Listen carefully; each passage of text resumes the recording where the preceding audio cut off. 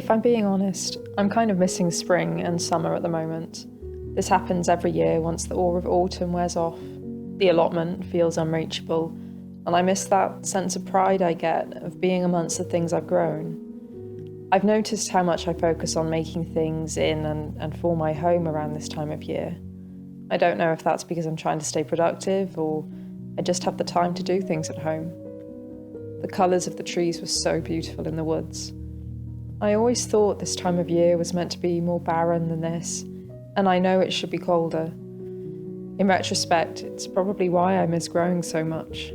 Outside, it looks and feels like I should be tending to living things, rather than hiding away from the cold. Each year, things feel a little more unbalanced.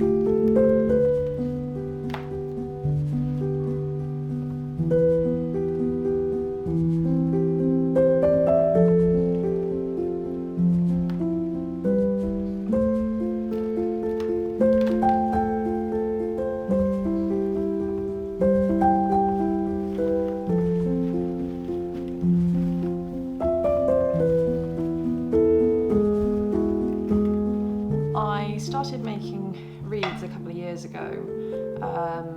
When I got back from living in Australia for a year, I decided that I really wanted to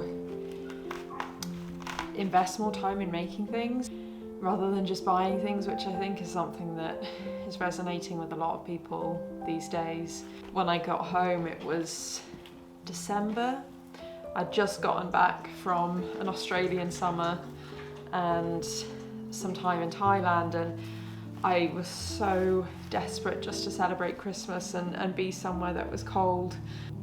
It's been a really weirdly mild November.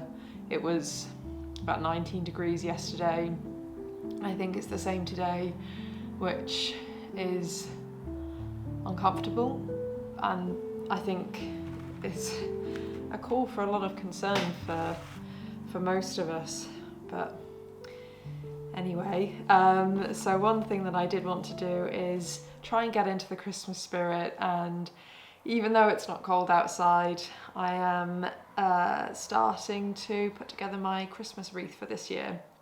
I think it's such an important time of year to really consider what you have, what you need, what you can make.